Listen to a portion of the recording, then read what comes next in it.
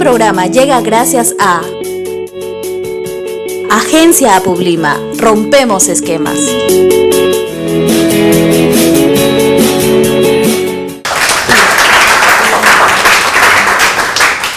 Buenas noches a todas las personas que nos acompañan hoy y a quienes nos siguen a través de las redes sociales. Para mí es un increíble honor estar esta noche con ustedes y poder compartir algo de la experiencia que en estos 24 años de vida que tengo he podido adquirir.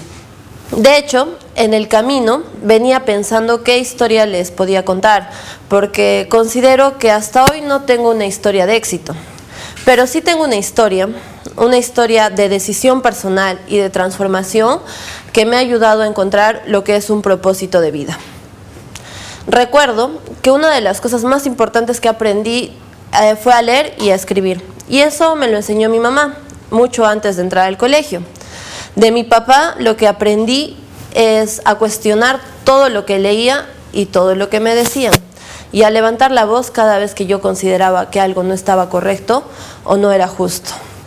Ya cuando fui creciendo, me sentía incómoda con muchos detalles que veía. Por ejemplo, cuando veía espacios en los que no había mujeres, mesas en las que todos los ponentes eran varones. Me sentía incómoda cuando veía que los directores y gerentes de las empresas también eran figuras masculinas. Y renegaba mucho conmigo misma y me preguntaba por qué las mujeres no estábamos presentes o por qué no podíamos conciliar nuestra vida familiar con la vida del trabajo, con la vida de la política. Y renegaba mucho por esos asuntos y tendía a echarles la culpa.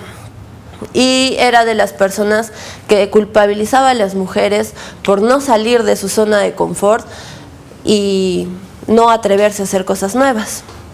Era de las personas que criticaba mucho el feminismo con algunos argumentos que ahora fácilmente podría rebatirlos, pero era así. Entonces empecé a leer más, a investigar más y encontré una idea que definitivamente me cambió la vida. Yo tenía como ya 17 años, estaba estudiando Derecho y Ciencias Políticas y me di cuenta de que si yo estaba estudiando esa carrera, era representante de mis compañeros y compañeras en un órgano de gobierno, era gracias a la lucha del movimiento de mujeres que incluso entregaron su vida para que nosotras o para que más mujeres como yo puedan estar en ese espacio estudiando para defender a otras personas y además haciendo política en representación de otros estudiantes universitarios. Cuando entendí ese proceso, me dolió mucho haber pasado tantos años de mi vida criticando a otras mujeres y sobre todo al feminismo. Y entendí que este proceso histórico de conquista de nuestros derechos y de los que todavía nos faltan conquistar, tenía que continuarla y se volvió un propósito de vida. El feminismo es una manera de vivir individualmente, porque todos tenemos diferentes horizontes de emancipación, de liberación o de empoderamiento.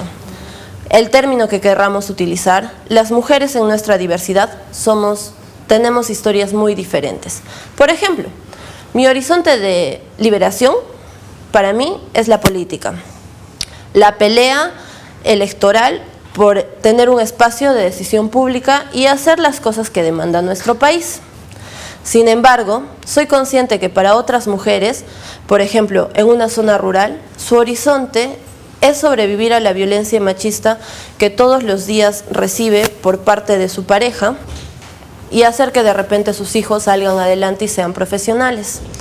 También soy consciente de que el horizonte de otra mujer joven, por ejemplo, en un asentamiento humano, va a ser trabajar, estudiar y cuidar a sus hermanitos para que también pueda tener mejores condiciones de vida.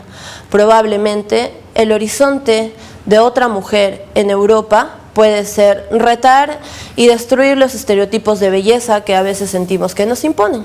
Y lo cierto es que al final una descubre que ningún horizonte es más valioso que el otro, porque todas experimentamos diferentes historias a lo largo de nuestra vida y no podemos imponer nuestra visión y menos de manera forzada.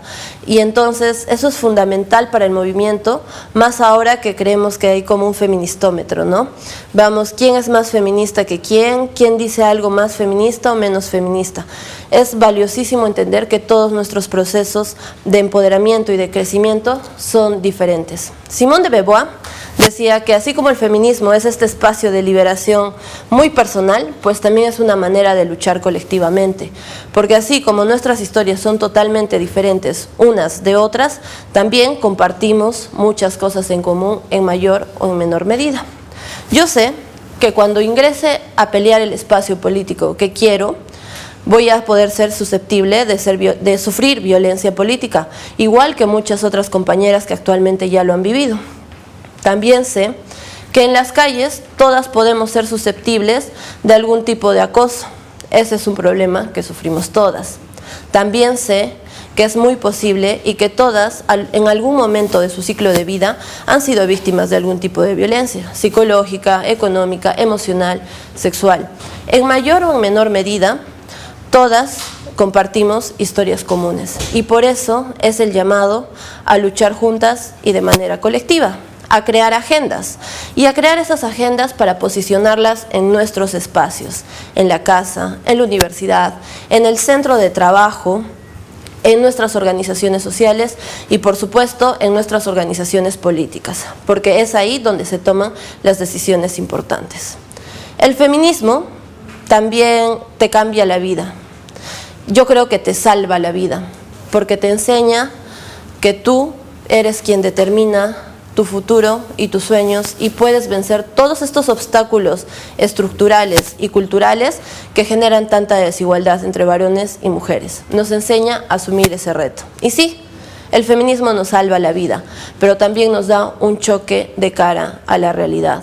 Una cosa es ver todos los días en las noticias un feminicidio más, agresiones hacia las mujeres. Revisar la teoría y las estadísticas que te describen de manera excelente cómo son las brechas que existen, por ejemplo, a nivel salarial, las brechas que existen en el acceso a la educación, en el acceso a la salud, al goce de los derechos sexuales y reproductivos.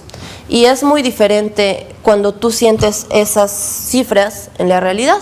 Y, por ejemplo, un día te llama una docente de una comunidad campesina y te dice que 2 de las niñas ya no van a terminar la primaria porque de camino a la escuela, a la que además deben caminar 3 horas para llegar, pues a algún chofer se le ocurrió hacerles tocamientos indebidos y ellas tienen miedo de volver al colegio y sus papás ya no quieren que vaya porque pueden quedar embarazadas y la pobreza no les permite alimentar a más personas.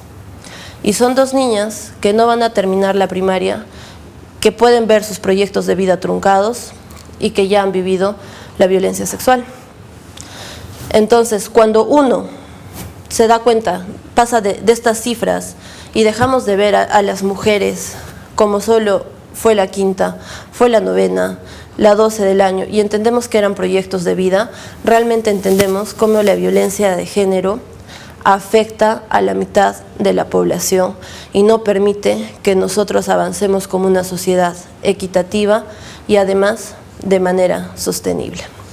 Algo muy cierto también dentro del feminismo es que mientras el movimiento avanza en una sociedad tan polarizada como la nuestra y en la cual centramos el debate en las cosas menos importantes, también avanzan los antis. Y yo y muchas activistas hemos venido recibiendo desde insultos, amenazas, maneras de coaccionarnos. Y en algún momento sé que nuestra seguridad personal y física puede estar en riesgo, por decir lo que pensamos.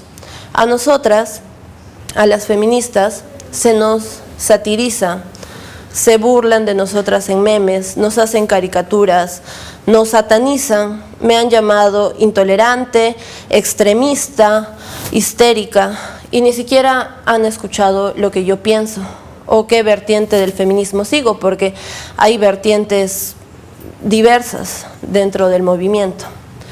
Pero cada vez que sucede algo así, lo primero que yo recuerdo son palabras claves en nuestra lucha: resistencia y valentía.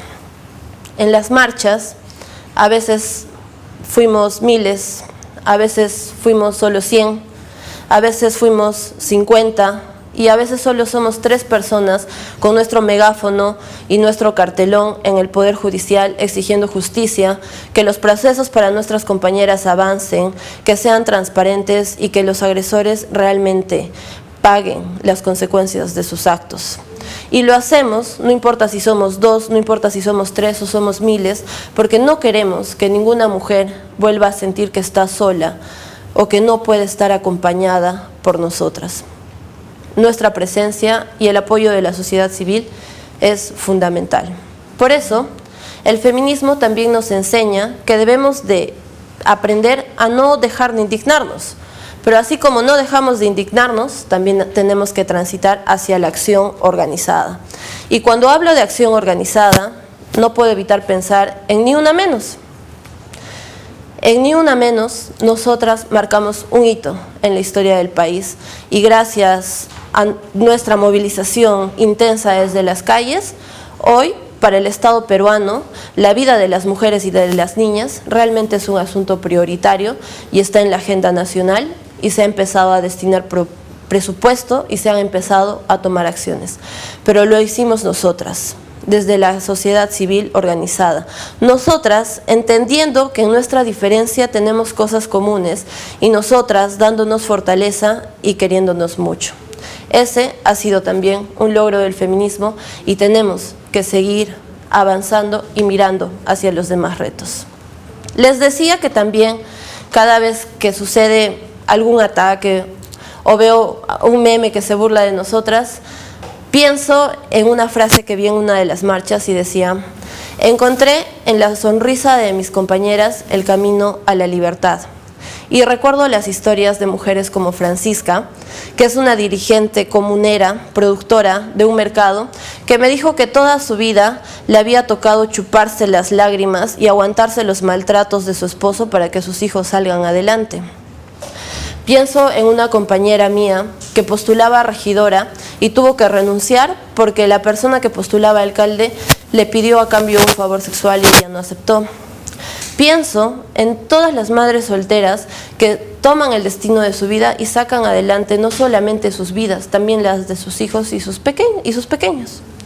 Y entonces recuerdo que esta es la mística que hace que todos podamos crecer. La valentía y la resistencia son 2 cosas que han caracterizado al movimiento feminista.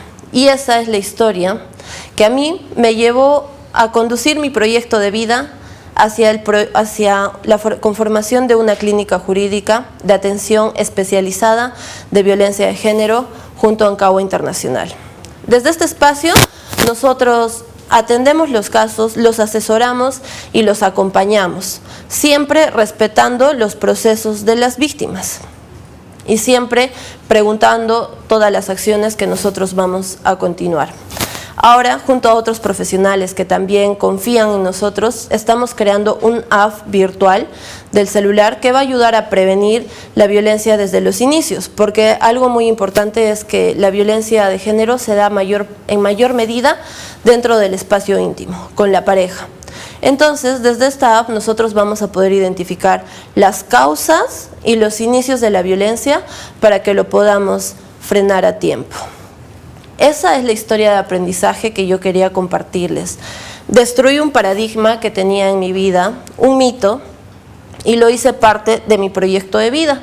Y definitivamente terminó determinando y cambiando el rumbo de lo que yo había planificado, pero creo que al final del día, y a pesar del desgaste emocional que a veces implica, uno tiene la satisfacción de que está aportando y está cambiando y está transformando el mundo desde el amor. Esta es una invitación para que se involucren en las causas que a ustedes les indignan, para que empiecen a tomar acciones y como sociedad civil recuperemos el poder que tenemos todos los ciudadanos de transformar las cosas. Pero también es una invitación para que se sumen a la política, porque es desde ese espacio desde el cual nosotros vamos a cambiar y vamos a agendar las cosas que el país demanda. Yo creo que debemos de dejar de construir, la diferencia es buena, somos diferentes, pero no debemos tolerar de ninguna manera esto. Esto es desigualdad, esto no es diferencia. Es hora de que la balanza se incline y la cancha sea plana, para varones y mujeres. No es una competencia. Hay que dejar de pensar que esto es una guerra entre quién tiene más o quién tiene menos. Se trata de equilibrar la balanza y vivir vidas dignas, vidas tranquilas. El día de hoy les exhorto, les casi suplico que investiguen sobre feminismo, que lean sobre feminismo y que lo abracen y lo hagan parte de su vida si es que así lo desean. Así van a salvar su vida, van a cambiar sus destinos y van a cambiar definitivamente el mundo. Nos necesitamos juntas, nos necesitamos valientes, siendo el apoyo una de la otra, para que así, de camino al Bicentenario, nosotras podamos dibujar el nuevo rostro de este país y ser las protagonistas. Muchas gracias.